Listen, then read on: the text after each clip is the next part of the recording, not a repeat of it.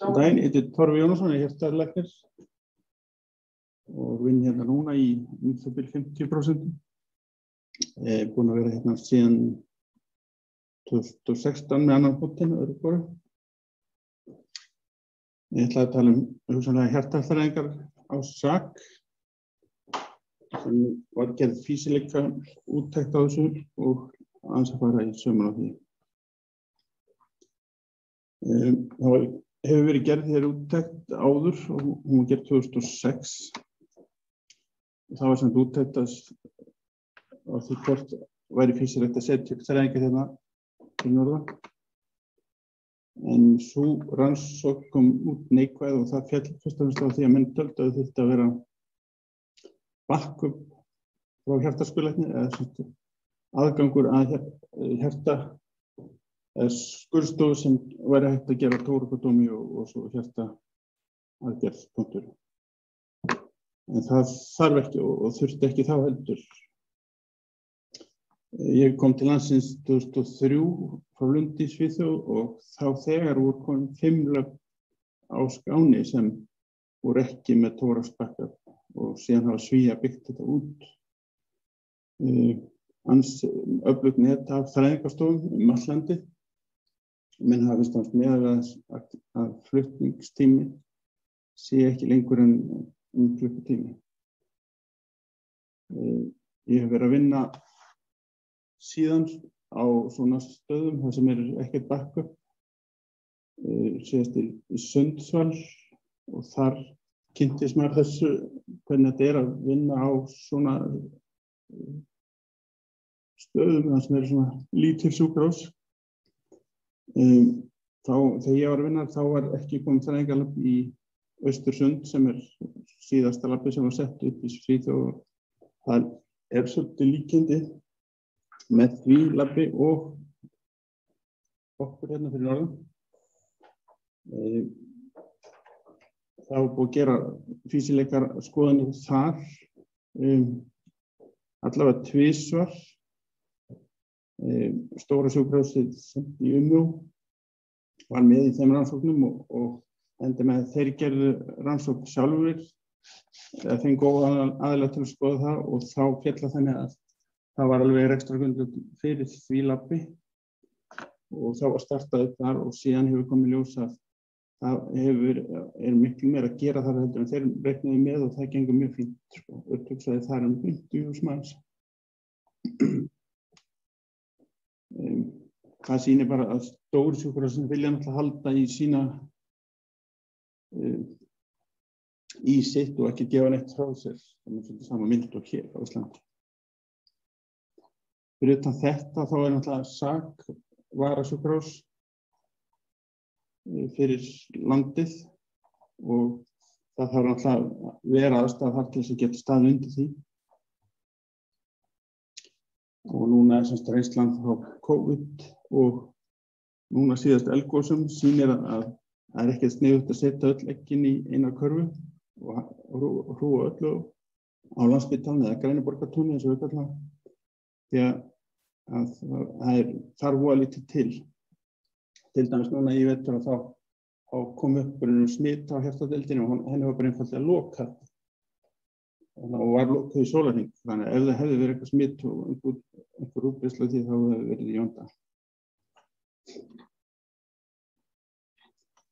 Varðandi þessa úttekt þá fæddist hugmyndin árið 2016 og þetta var rætt svona hér á göngunum og menn spáði þetta og síðan fara að leita eftir fjárstöðningi og það fékkst stöðningu til þess að fara á stað með fýsileika skoðun og við fengum fyrirtæki í Svíþjóð til þess að gera úttekt á þessu og var skýrslu skilað vorið 2019 og síðan var skýrslan kynnt í ráðuneytinu í september sama ár og einu viðbrögðin sem kom á fundinu voru að þetta væri vel unnin skýrsla og síðan hefur ekki heyrst neitt þaðan. Kannski ekki svo sem við því að búast. En það sem kemur út úr þessu að það 30% þjóðarinnar sem fær svona, það myndi kalla B-þjónustu Það þýðir að sjúklingar sem koma hérna inn með bráðakransæðastíflu, að þeir fá segaleysingu, þeir eru settir upp í flugvél og flogið með til Reykjavíkur. Flutningstíminn bara of langur fyrir þetta. Og svo mjög oft það sem skeður að þessir sjúklingar kannski koma kvöld eða nóttu. Þeir lenda í bið, að þeir eru kannski orðnir verkjalausir þegar koma til Reykjavíkur. Hún að fá mikið af verkjalyfjum og segaleysingu. Þá alltaf eins og þessi ákveðinn þröskuldur að gera þræðinguna strax. Svo kemur kannski ljós að daginn eftir að þeir eru lokað aðeins. Það óásættanlegt. Það sem í grunninn hér að það er 200 þræðingar á ári fyrir þetta svæði sem við horfum á hérna næst okkur. Og það 40 bráðaþræðingar sem þýðir þá við bráðri kransæðastíflu. Að menn eru sem teknir í þræðingur þegar þeir koma inn með innfart bráðastíflu. Upptökusvæði fyrir bráðastíflu hér 30.000 manns og það mjög svona þröngt skorið. Það eiginlega svona potensial 8.000 viðbót. Og út úr skýrslunni kom kostnaður fyrir hverja kransæðavíkkun aðeins hærri hér á Landspítalanum og reiknar 540.000 krónur en á Landspítalanum myndi kosta 530. Þetta talan sem kemur fram í skýrslunni og þeir í skýrslunni náttúrulega drógu ekkert undan og það var allt tínt til. En inn í þessu fyrir SAK í raun og veru þjálfunar kostnaður fyrir starfslið og viðhaldsþjálfunarkostnaður líka. En fyrir Landspítalann náttúrulega ekki talin króna fram í sambandi við svoleiðis því að Landspítalann hefur aldrei sendt mann í þjálfun eða kostað þjálfun erlendis hvað þá viðhaldsþjálfun. En þetta mjög mikilvægt því að við erum Íslendingar fáir og við þurfum starfsfólk sem vel þjálfað og fyrir svona hjartaþræðara þá þarf hann að gera lágmark 100 kransæðavíkkunar á ári. Og á þræðingarlabbinu á Landspítalann var allan þannig sem ég þekki til aldrei neinn að ná þeim fjölda nema sá sem var yfirlæknir þar. Og sem þá svona menn voru kannski að gera 80 allt frá 50 upp í 80 víkkanir á ári nema sá sem var yfirlæknir hann var kannski að gera 200 víkkanir þannig að þetta var svona ójafnt skipt. Ég held að sé eitthvað skára núna en það sýnir bara að gæðin eru ekki nógu góð þegar þannig Yfirleitt þeir sem að vinna í svona aðgerðum og það sem þarf svona fjölda aðgerða á ári þá þurfum við að senda fólk erlendis í svona hægóljum staði til þess að svona aðeins að slípa verklagið. Það fann mjög mikil fyrir þessu því að ég hætti á Landspítalanum 2013 og var að vinna í Bergen þar sem var sem sagt maður gerði ekki þannig að þræða og á þessum 4,5 ári held ég gert 2500 víkkanir sem var 5 talsist meira, þetta var 500 víkkanir á ári og ég væri bara í hálfri stöðu þar. Plus það sem alltaf gerir í Svíþjóð. Startup-kostnaður fyrir svona lab hér var metinn á 2019 250 til 260 milljónir. En núna þegar á að fara að keyra kerfið eftir DRG þá þetta raun og veru allt öðruvísi. Þetta allt annar leikur. Þegar raun og veru svona þá lab mjög arðvænt. Ja. Það skilar gríðarlegum tekjum. Þannig að raun og veru eftir myndi spítalinn græða ef þetta vel reikið. Þannig að við höfum að taka það með í reikninginu. Ég ætla aðeins að sýna ykkur bara skýrsluna, þetta gríðarlega vel unnið og metnaðarfullt, þannig að sjáum hvernig þetta leit út. Þetta sem sagt skýrslu sem var skilað hérna í júní 2019. Þetta fyrirtæki í Svíþjóð sem heitir Sirona. Þetta sem sagt staffið sem sáum að gera þessa skýrslu. Þetta sem sagt yfirmaðurinn og hún var hjá McKinsey áður hún startaði þessu. Þessi kona var sem sagt yfir hjartaþræðingum og varandi hjartalökursjúkdóma á Huddinge. Já. Það nú skiptum við sýring, sýrhjartaskjálfti. Hvað sýring? Hvað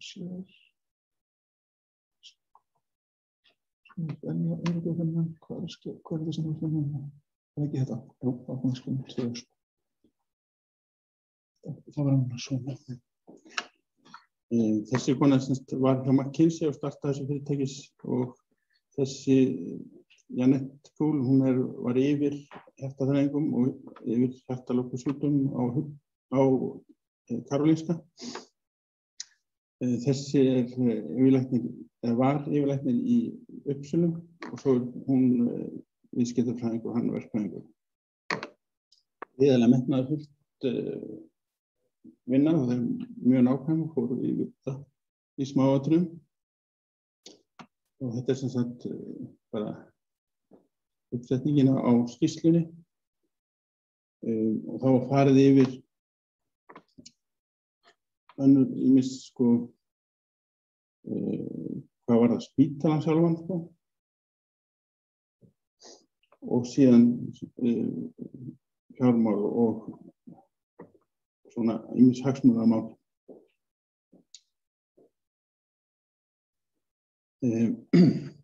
Þetta raun og veru það sem þetta snýst það sem sagt bráðakransæðasjúkdómur sem raun og veru 14% af dánarorsökum á Íslandi. Það skiptist í STEMI, það sem bráðalokun á kransæð og svo endstemi sem sem sagt smá skaði yfir lokun og svo endurlokun. Þá sem sagt varðandi STEMI þá yfir brugðist við og gerð kransæð þannig innan 90 mínútna. Það sem lab tilkynning hægt að komast að á labbi innan 90 mínútna. Og eins og hér þá þetta svona second line option. Það var gefin segaleysing og fólk sett í flugvél og sendir Reykjavíkur. Og það sem sagt svona, eins og ég sagði áðan, oft kannski þegar fólk þrætt daginn eftir lokuð aðeins sem það búin að vera lokuð en annars hefur verið opnuð strax.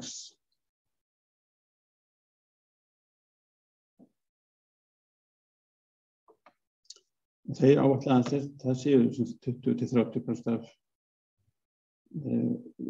populásjóninni hérna á Íslandi sem ekki fær sem kallað primary PCI treatment. Það sem sagt þá kransæðaþræðing með opnun á æðinni innan 90 mínútna.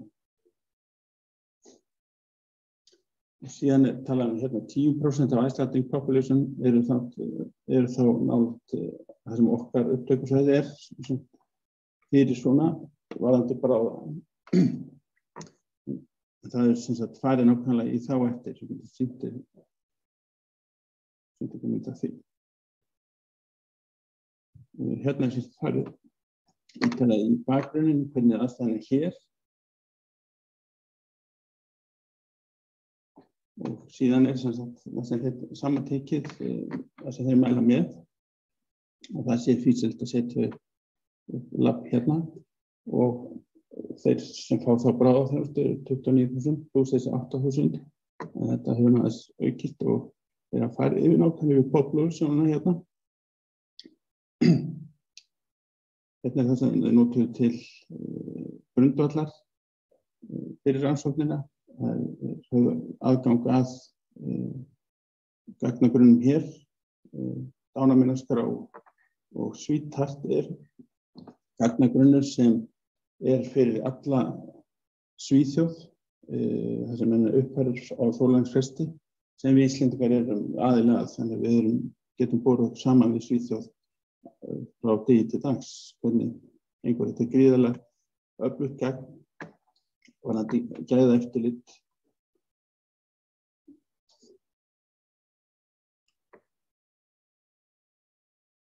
Svo hérna sem sagt skema yfir hvaða atriði voru skoðuð og ég ætla ekki að fara neitt út í það eins mátrið, en það tekið mjög skipulega fyrir brotið.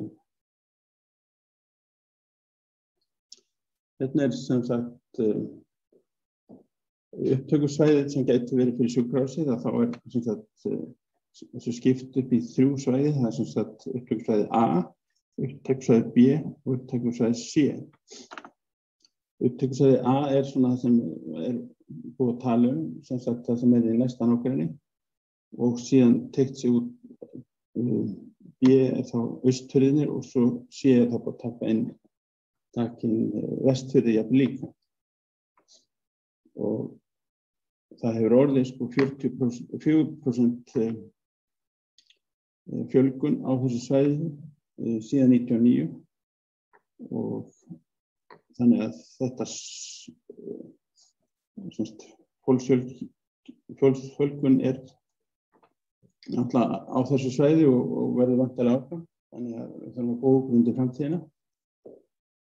Hérna farið yfir í brotið eftir aldurshópum, því að við erum að vera eldri og hérna þurfum meiri þjónustu. Og síðan athyglisvert að skoða, ef við skoða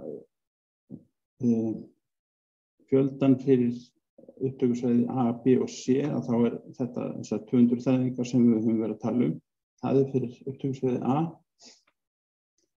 Og ef við tækjum þá öll svæðin, þá þetta 300 þægingar á ári. En viðmiðun hér hafi verið gengið út frá 200 þægingum.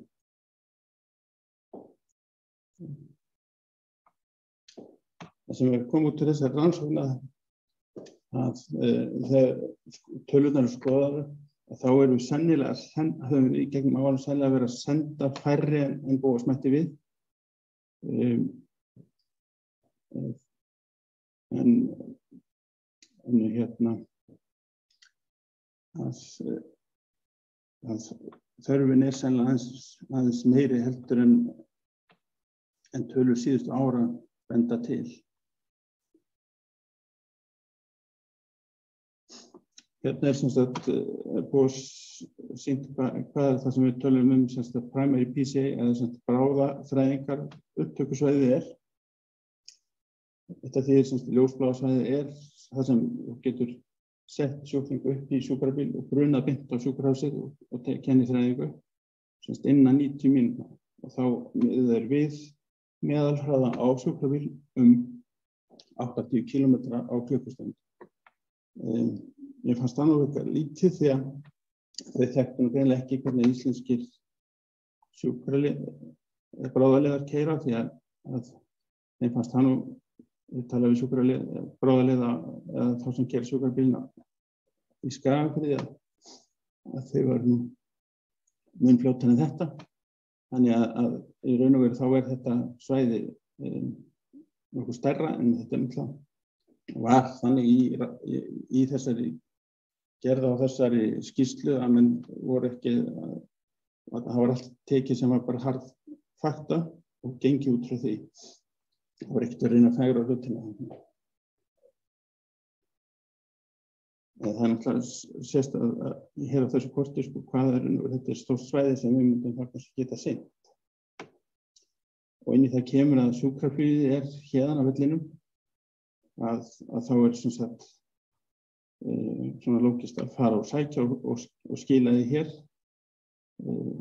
í staðinn fyrir að sem sagt fara út í feltið og svo fljúga til Reykjavíkur. Síðan má spinna við þetta ýmislegt því að það ýmsir aðrir möguleikar sem í stöðinni svona ef út í þetta færi. Það maður færi að setja upp lab hérna. það ekkert sem hægt að reikna með.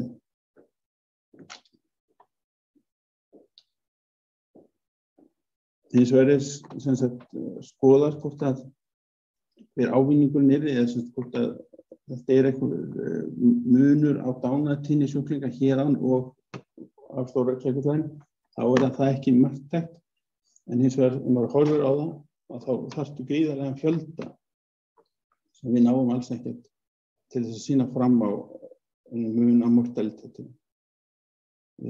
Tölurnar eru það litlar að erfitt að sýna fram á það. Lífsvenjur Íslendinga hafa verið að breytast, minni reykingar og betra mataræði að mörgu leyti, þannig að meðalkólesteról hefur farið lækkandi hérna með árum. En hins vegar erum við að fitna hægt og bítandi, þannig að það ýmislegt sem hefur áhrif á popúlasjónina líka, sem getur sem sagt bent á þörf í framtíðinni. Að við gætum þurft að það er meiri vinna í þessu í framtíðinni, því að þessu fylgir, sem aukin fita fylgir þá hækkandi blóðþrýstingur og aukin tíðni á sykursýki sem ýtir undir æðakurvum. Síðan það væri skoðað hérna áhrif túrisma, því að það eins og túrismi var fyrir COVID, þá var þetta töluverður fjöldi sem var að koma hérna til landsins og náttúrulega stór fjöldi hefur komið að norður, og síðan náttúrulega stór fjöldi, aukin fjöldi farþega sem koma með skemmtiferðaskipum. Það hefur verið töluvert að gera til þess að sinna þessu, og það ekki reiknað inn í þennan fjölda heldur.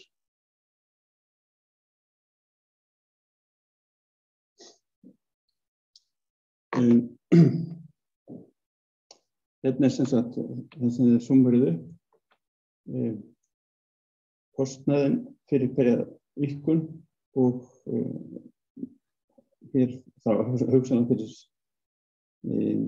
SAK og Landspítala hans vegar, og inn í þessari tölu fyrir SAK það sem sparast með minni sjúkraflutningum. Þetta 8-10 flug, þar af 40 flug tilbaka sem sparast. Og það eitthvað 40 milljónir sem sparast af því. Til þess að koma út svona í plús fyrir þessa þræðingarstofu, þá þarf eiginlega að bjarga raun og veru 3 sem ekki bjarga annars, til þess að reksturinn væri jafn, að maður myndi reikna það per sem sagt líf sem við björgum.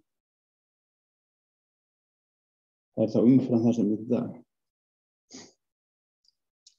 Það þarf töluverðan mannskap, það þarf 2 hjartalækna til að skiptast á, og síðan þarf hjúkrunarfræðingar sem þurfa að fá sér þjálfun.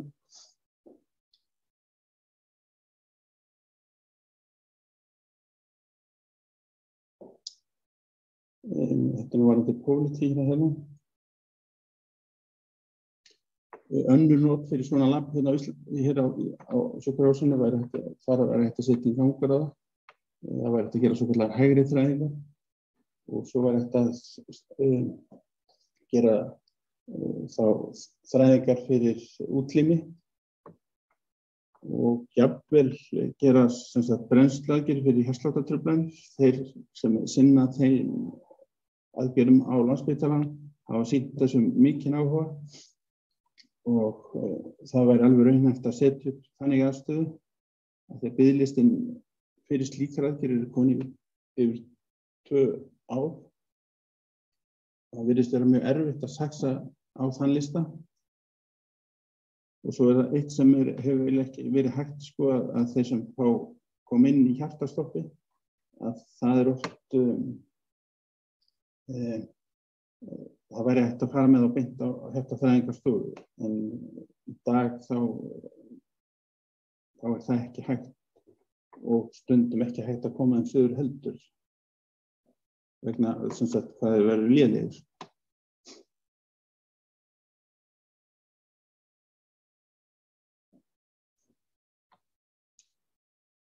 En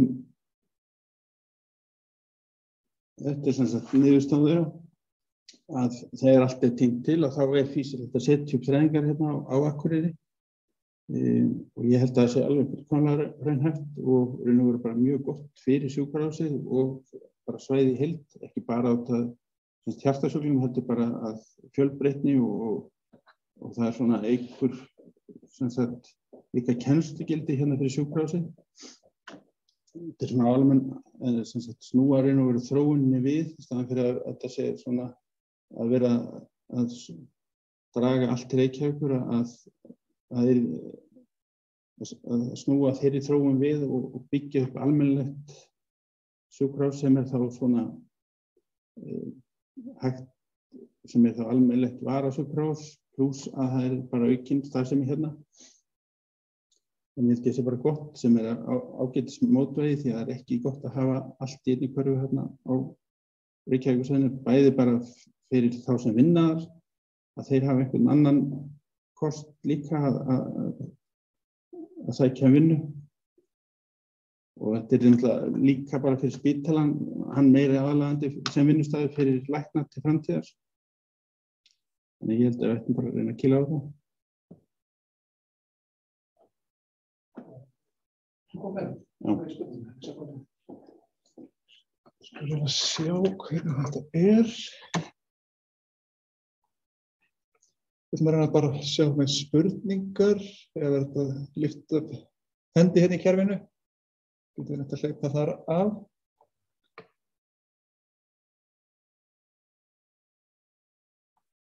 Ég koma það upp á einhver rétt upp hendi.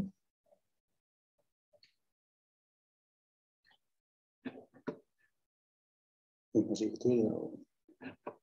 Sér ég? Jú, ég er bara að tjekka það, ég er bara að skoða það, það lítur vel út, sko, alls það. Ég er búin að dópa tjekka það. Þetta verður lagið þarna. Engar spurningar.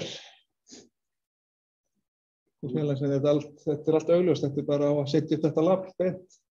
Já, þarna kemur Helgi. Gjörðu svo vel Helgi, þú ert á mute Helgi, séu hvort að geta. Já, heyrið í mér. Já, nú heyrum við. Já, Torfi, bara þakka fyrir mjög góða fyrirlestur og ég held þetta sé alveg augljóst og þetta sé eitthvað verkefni til framtíðar til að styrkja SAK og stækka spítalann og okkur vantar að SAKið á að stækka, ekki að minnka og þetta er einn liður í því og það verður vissulega hægt að nýta svona græjur fyrir perifera þræðingar, það er heilmikið af þeim sem fara suður eins og og það myndi líka lækka kostnaði. Takk fyrir. Já, það var gott komment. Oddur, þú ert líka á, þetta kemur já, gjörðu svo vel Oddur. Ekki.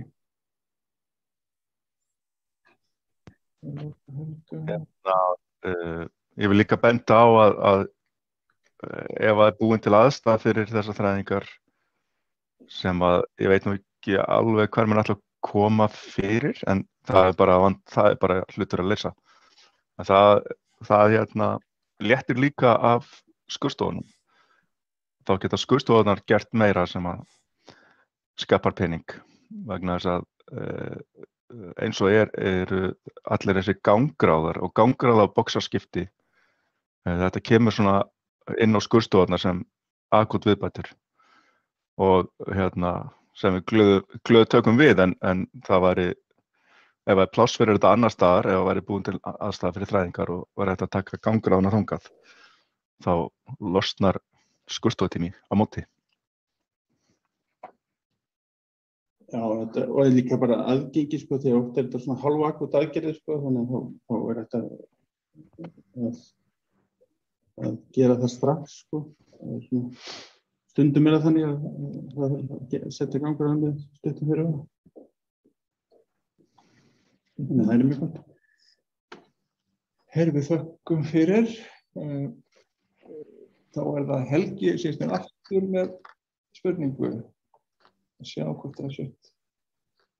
Þetta hluttar maður Helgi.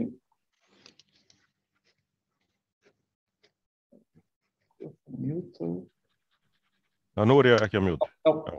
Ég ætla bara að taka undir með Oddi því að það alveg rétt. Við þurfum líka sem sagt að nýta skurðstofurýmið og ég skynja það, stundum erfitt að koma þessum keisum inn á skurðstofuna, hálf akút og að hafa svona stað sem auðveldar að komast í þessar þræðingar eða sem sagt gangráðs aðgerðir verið mikill styrkur fyrir sjúklinga og náttúrulega starfsfólk fyrir norðan.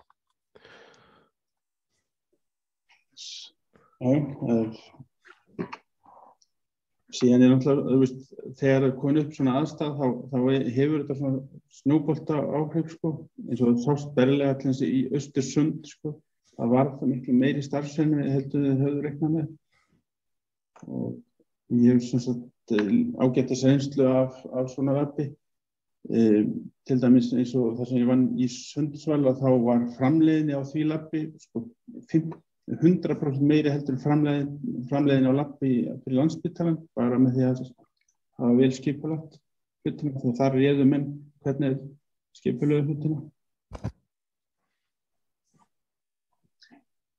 Einhverjar fleiri spurningar? Orðið laust. Við höfum enn nokkra mínútur.